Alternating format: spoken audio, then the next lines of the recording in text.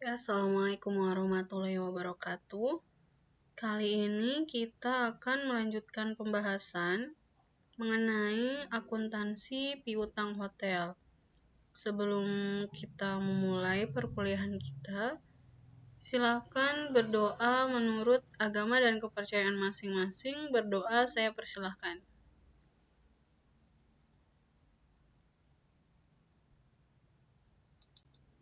Oke, kita masuk ke pembahasan kita mengenai piutang. Jadi sebelum lebih jauh, kita harus mengenal dulu apa itu piutang.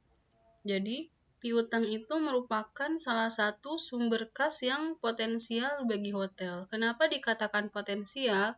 Karena piutang itu erat kaitannya dengan penjualan, terutama penjualan kredit. Jadi saat hotel menerima pendapatan atau menerima penjualan yang dilakukan secara kredit, maka pencatatannya akan dicatat di piutang.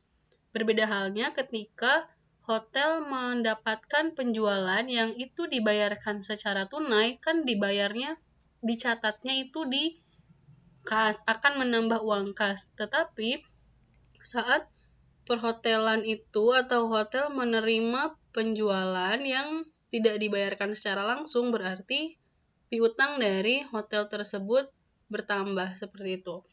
Nah, secara definisi, piutang merupakan hak atau tagihan hotel kepada debitur atau pihak ketiga untuk produk dan jasa yang telah dinikmati oleh debitur yang bersangkutan. Ini menurut Wiyasa dalam bukunya pada tahun 2010.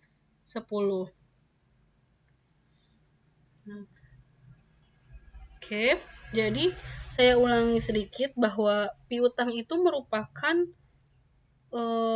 hak hotel ya. Jadi hotel itu mempunyai piutang saat melakukan penjualan yang penjualannya itu tidak langsung dibayar secara tunai oleh tamu. Jadi ketika tamu sudah menikmati jasa, sudah menikmati layanan dari hotel, tetapi belum membayarkan uangnya untuk tagihan tersebut sehingga dapat diakui sebagai piutang hotel. Nah, piutang hotel di sini mempunyai 3 jenis. Yang pertama ada rekening tamu, yang kedua ada piutang lain-lain, dan yang ketiga ada city ledger. Jadi, rekening tamu itu seperti yang sudah kita bahas pada pertemuan sebelumnya ya. Jadi, rekening tamu ini digunakan untuk mencatat piutang yang dibayarkan secara langsung atau secara tunai. Jadi ketika ada tamu yang menginap di hotel misalnya dan sudah menikmati layanan hotel yang saat itu tagihannya tersebut dapat dibayarkan secara langsung oleh tamu, maka dia dicatat sebagai rekening tamu. Kemudian ada piutang lain-lain dan piutang city ledger. Jadi city ledger itu kaitannya dengan kartu kredit. Jadi sudah seperti yang sudah saya jelaskan pada pertemuan penjualan kemarin bahwa city ledger itu digunakan untuk mencatat piutang-piutang yang dia dibayarkan secara dengan menggunakan kartu kredit. Gitu ya. Jadi tidak dibayarkan secara langsung. Kemudian piutang lain-lain itu contohnya adalah piutang karyawan. Misalnya ada karyawan yang melakukan pinjaman kepada pihak manajemen. Nah, kaitannya dengan piutang, maka manajemen itu mempunyai yang namanya kebijakan kredit. Jadi di sini kebijakan kredit merupakan keputusan manajemen dalam memberikan kredit kepada tamu atau pihak ketiga dalam upaya meningkatkan pendapatan hotel. Nah, rupanya harus kita ketahui bahwa sebelum kita menetapkan kebijakan kredit ini akan sangat berpengaruh kepada pendapatan hotel sehingga kebijakan yang diambil jangan sampai akan merugikan kita sendiri. Di sini saya punya 2 kondisi. Yang pertama adalah kebijakan kredit yang longgar, maka akan meningkatkan volume penjualan gitu. Jadi saat manajemen itu memiliki kebijakan yang longgar, yang tidak harus dipatuhi oleh tamu itu tidak ribet gitu ya dalam memberikan kebijakan pemberian kredit, maka memang penjualannya akan meningkat gitu karena longgarnya peraturan yang ditetapkan oleh manajemen. Maka dampak dari longgarnya kebijakan tersebut, volume penjualan kredit akan meningkat sehingga peluang piutang tak tertagih semakin tinggi dan biaya hotel pun bertambah. Jadi karena kebijakan yang ditetapkan oleh hotel itu tidak ketat gitu ya atau longgar, maka memang penjualannya akan meningkat karena siapapun dengan mudah gitu ya, tamu atau pelanggan itu akan mudah melakukan transaksi kredit karena peraturannya nggak ribet gitu. Tetapi di sisi lain, saat dengan mudahnya pelanggan melakukan transaksi kredit kepada hotel, maka kita juga harus tahu bahwa nanti ketika banyak piutang yang kita miliki, piutang-piutang tersebut mempunyai kemungkinan untuk tidak bisa tertagih. Misalnya ada pelanggan yang nakal gitu ya, yang nggak bayar piutangnya. Nah, dari piutang yang tidak tertagih tersebut akan menambah biaya, akan menambah beban kepada hotel itu sendiri. Jadi, suatu hotel sudah memberikan pelayanan kepada tamu, karena dengan longgarnya kebijakan tersebut, maka pelanggan itu tidak langsung membayar atau menggunakan kesempatannya untuk melakukan transaksi kredit, tetapi karena nakal atau tidak bertanggung jawab, sehingga dia lepas tanggung jawab gitu, nggak bisa bayar, nggak mau bayar. Nah, dari pelayanan yang sudah kita berikan kepada dia, karena dia nggak mau bayar, maka itu akan jadi kerugian bagi kita. Maka piutang yang dia tidak bayarkan itu akan menjadi beban untuk hotel tersebut. Nah, kemudian kondisi yang kedua, ketika kita atau manajemen hotel memperketat kebijakan kredit, maka volume penjualan akan menurun. Nah, dampaknya volume penjualan kredit itu menurun sehingga peluang piutang tidak tertagih semakin rendah dan biaya hotel pun dapat ditekan. Jadi, karena ketatnya peraturan yang ditetapkan oleh manajemen dalam pemberian kredit kepada pelanggan, maka pelanggan juga jadi mikir dua kali gitu mau melakukan transaksi kredit. Nah, dari situ memang penjualan hotel dalam artian kredit di sini akan menurun gitu karena ribet gitu ya. Pelanggan-pelanggan nggak mau ribet, jadi penjualan hotel pun menurun. Nah, dengan menurunnya penjualan hotel ini, maka piutang tidak tertagih semakin rendah gitu. Jadi nggak ada lagi kemungkinan, bukan nggak ada lagi, tapi kemungkinan dari piutang tidak tertagih itu dapat berkurang gitu. Jadi biaya hotel pun dapat ditekan seperti itu. Nah, kemudian untuk penetapan kebijakan kredit, manajemen harus memperhatikan 4 elemen berikut ini. Yang pertama ada jangka waktu kredit. Jadi, manajemen itu harus memperhatikan kapan sih kredit yang dibebankan itu harus dibayarkan. Jadi, ada jangka waktunya itu seberapa lama sih yang bisa diberikan oleh pihak manajemen. Misalnya, 30 hari untuk piutang kartu kredit dan 3 hari untuk piutang rekening tamu. Jadi manajemen itu harus menetapkan secara tegas gitu ya kapan si peminjam itu akan melunasi utangnya kepada pihak perusahaan. Kemudian ada standar kredit. Jadi di sini manajemen hotel itu mempertimbangkan kemampuan keuangan tamu dalam menyelesaikan piutang. Jadi sebelum memberikan pinjaman, kita harus melihat bagaimana sih kemampuan peminjam dalam keuangan agar nanti ketika ada tenggat waktu untuk penyelesaian piutang atau pembayaran piutang tidak terkendala lagi dengan alasan kemampuan keuangan gitu. Jadi misalnya tamu yang memiliki kartu kredit jenis platinum, maka jumlah kredit yang diberikan lebih besar gitu ya. Jadi bisa kita lihat dari kemampuan keuangannya dalam menyelesaikan utang. Kemudian elemen yang ketiga adalah kebijakan pengutipan piutang. Jadi dalam penagihan piutang kita kepada tamu juga harus diperhatikan. Jadi apa sih langkah-langkah yang akan diambil manajemen dalam menagih piutang kepada tamu atau pelanggan? Jadi misalnya ada mengirim surat atau melakukan panggilan via telepon hingga didatangi langsung. Jadi ini ditetapkan sebagai SOP gitu ya, sebagai standar bahwa langkah-langkah apa yang akan dilakukan oleh manajemen pada saat menagih utangnya kepada pelanggan. Kemudian ada diskon tunai. Jadi diskon di sini nama lainnya adalah potongan pembayaran ya. Jadi diskon ini diberikan kepada pelanggan yang menyelesaikan piutangnya dalam waktu yang relatif singkat atau sebelum jatuh tempo. Jadi karena dia sudah membayar utangnya lebih singkat atau tidak sampai jauh dari jatuh tempo yang ditetapkan, maka kita memberikan apresiasi dengan berupa potongan pembayaran atau diskon tunai. Nah, keempat elemen ini harus diperhatikan oleh manajemen sebelum mengambil kebijakan dalam kredit gitu, dalam pemberian kredit kepada para pelanggan.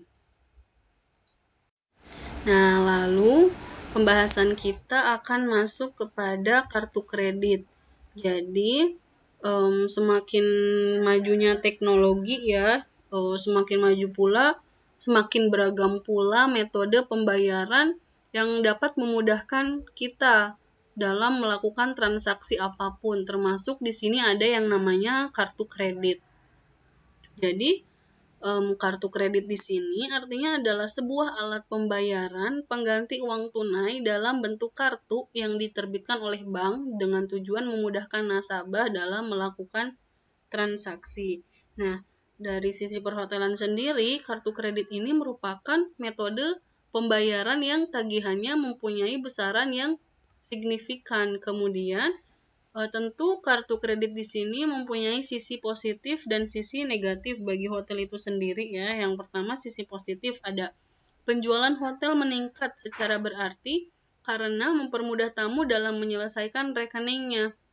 Jadi tamu tidak perlu repot gitu ya membawa uang kas ketika menikmati suatu layanan di suatu hotel gitu. Karena dengan mudahnya transaksi yang dilakukan dengan kartu kredit, jadi penjualan hotel juga semakin meningkat karena tamu itu tidak perlu repot gitu ketika akan menginap di suatu hotel.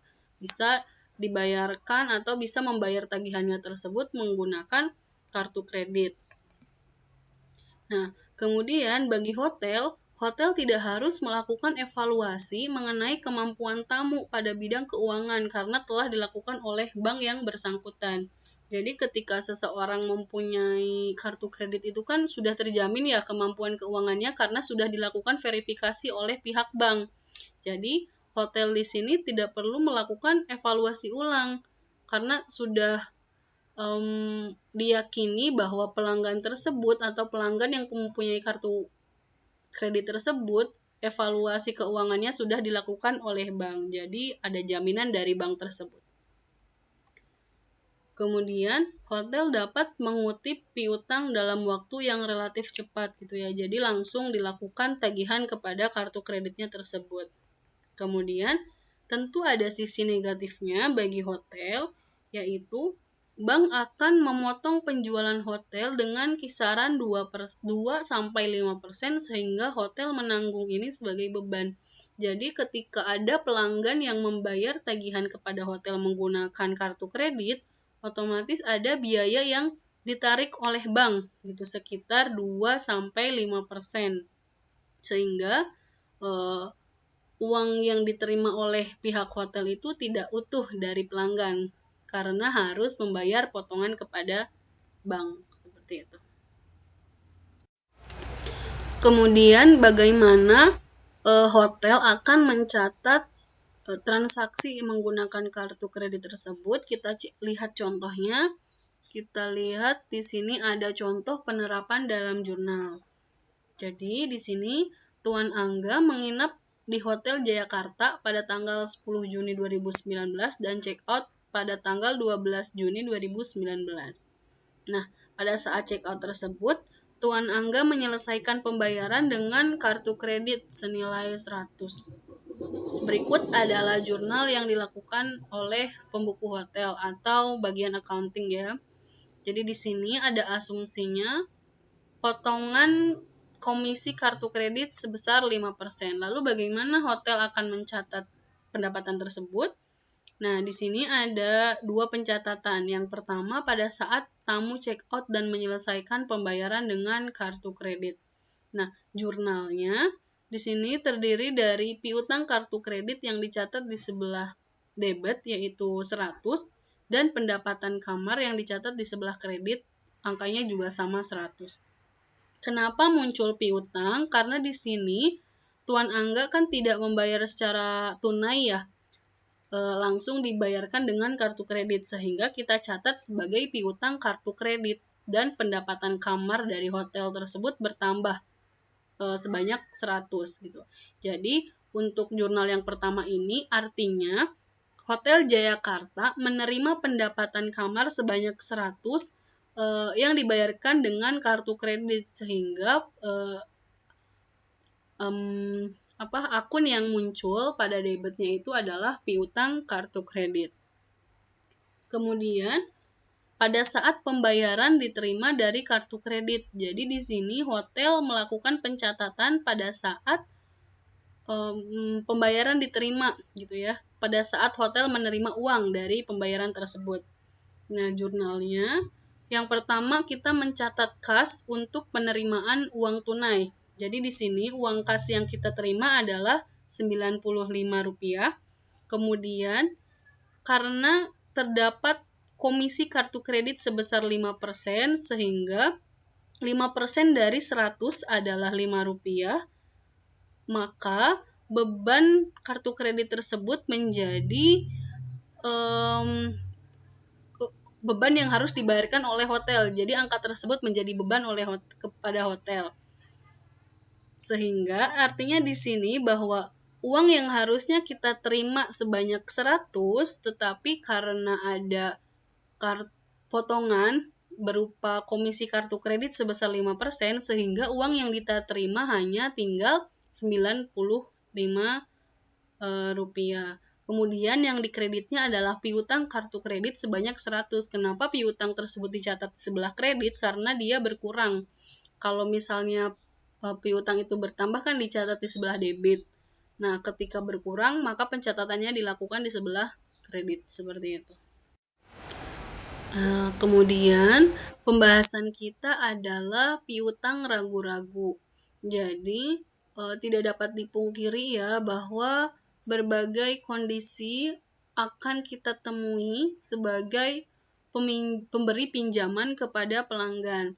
Nah, di sini piutang ragu-ragu ini muncul akibat adanya kemungkinan bahwa piutang yang kita berikan kepada pelanggan itu tidak dapat ditagih atau tidak jelas keberadaannya apakah pelanggan tersebut akan membayar utangnya kepada kita atau tidak.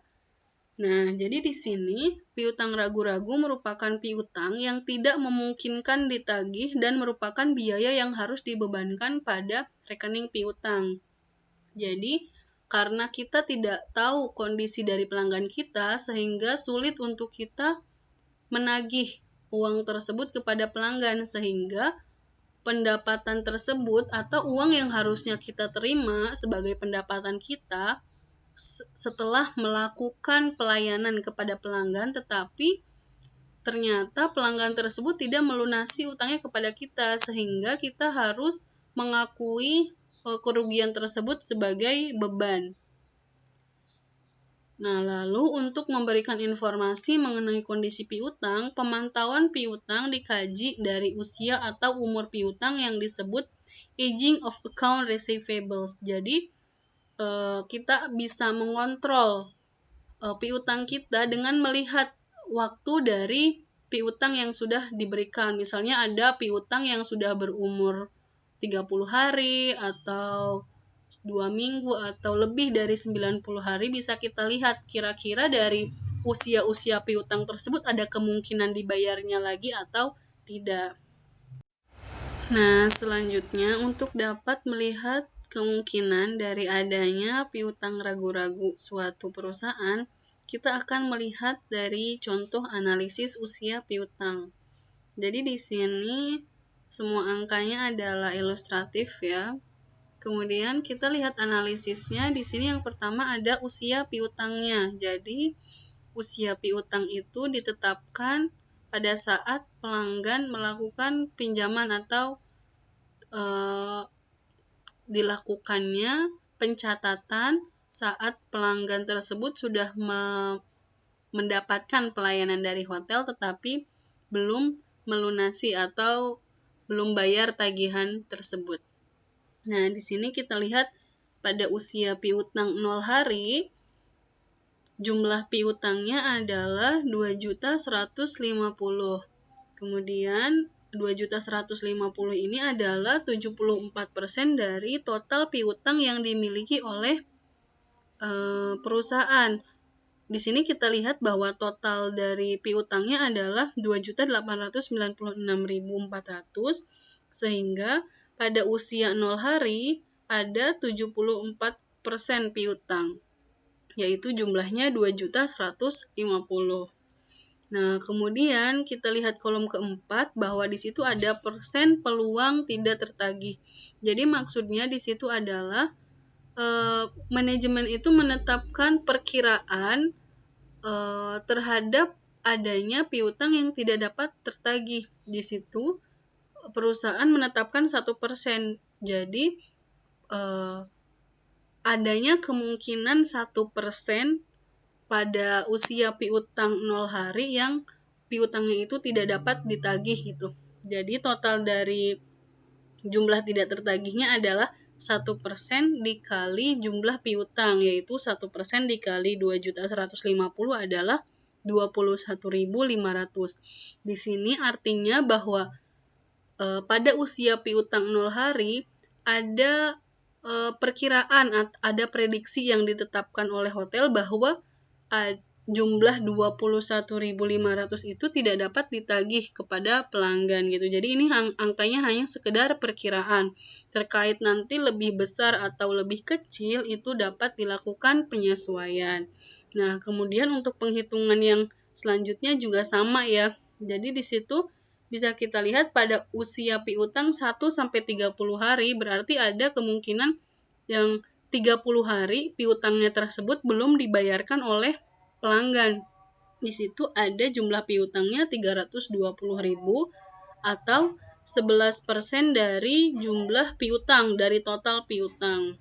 Nah, kemudian manajemen menetapkan adanya 3% peluang yang tidak tertagih. Jadi karena sudah agak lumayan lama ya, 30 hari, jadi peluang tidak tertagihnya itu meningkat, ditingkatkan, yaitu 3%. Jadi 3% dari 320.000 adalah 9.600. Kemudian juga sama ya untuk usia piutang 31-60 hari, peluang tidak tertagihnya 4%.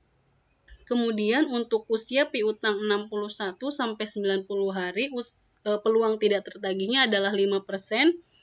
Kemudian ada usia piutang yang lebih dari 90 hari atau 90 hari lebih. Di sini menarik ya bahwa peluang tidak tertagihnya itu sangat besar sampai 40% yang ditetapkan oleh perusahaan. Ya, di sini bisa kita lihat ya, karena semakin lama usia piutang berarti peluang untuk tidak tertagih atau kemungkinan hutang tersebut tidak tertagih atau piutang tersebut tidak dibayarkan oleh tamu berarti semakin besar pula beban yang harus dibayar oleh perusahaan gitu, karena udah lama gitu ya. Jadi mungkin susah untuk ditagih kembali sehingga beban yang dibayarkan atau beban yang harus ditanggung oleh hotel juga lebih besar. Di situ ada jumlah tidak tertagihnya adalah 40% dari 80.300. Jumlahnya adalah 32.120. Nah, itu di situ jumlah tidak tertagih totalnya yang nanti akan kita catat sebagai beban.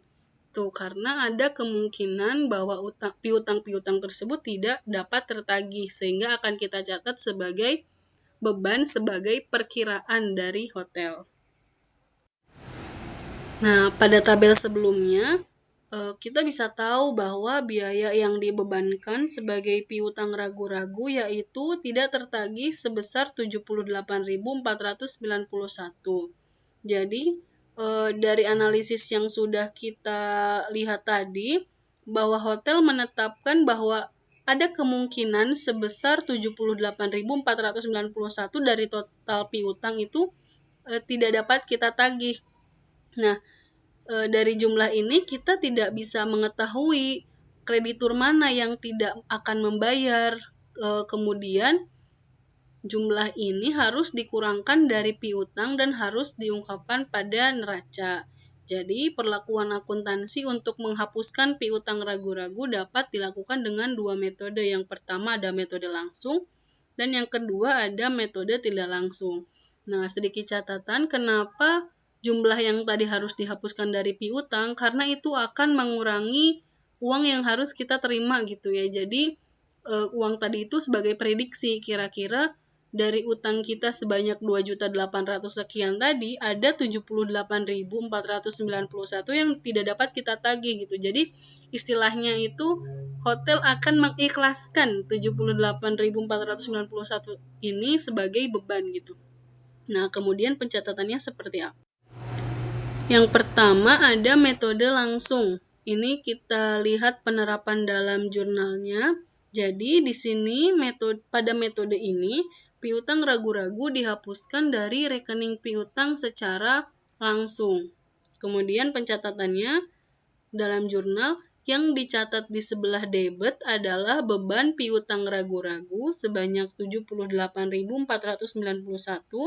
Kemudian piutang di sebelah kredit sebanyak 78.491. Kenapa piutang di sebelah kredit? Itu tadi ya, karena kita akan mengurangi jumlah tersebut dari piutang yang kita punya sebelumnya. Lalu, kemudian pada metode tidak langsung, jadi pada metode ini piutang ragu-ragu awalnya ditempatkan dengan rekening akumulasi penyisihan piutang sebelum akhirnya dihapuskan dari rekening piutang. Jadi, untuk jurnal penghapusan piutang pada metode tidak langsung adalah yang pertama kita catat adanya akumulasi penyisihan piutang. Itu jurnalnya penyisihan piutang ragu-ragu pada debit sebanyak 78.491. Kemudian yang dikreditnya ada akumulasi penyisihan piutang ragu-ragu sebanyak 78.491. Nah, lalu kemudian ternyata ada debitur yang sudah dipastikan tidak dapat membayar sebesar 21.300. Nah, maka dari jumlah piutang yang awalnya sudah kita catat, kita akan dihapuskan piutang sebanyak 21.300 karena sudah dipastikan bahwa pelanggan tersebut tidak akan bayar kepada kita. Sehingga penghapusannya adalah jurnal penghapusannya yang pertama kita catat akumulasi penyisihan piutang ragu-ragu sebanyak 21.300 dan piutang dikredit sebanyak 21.300. Nah, ini yang 21.300 ini akan mengurangi piutang yang sudah kita catat sebelumnya. Oke, sekian pembahasan mengenai akuntansi piutang yang dapat saya sampaikan.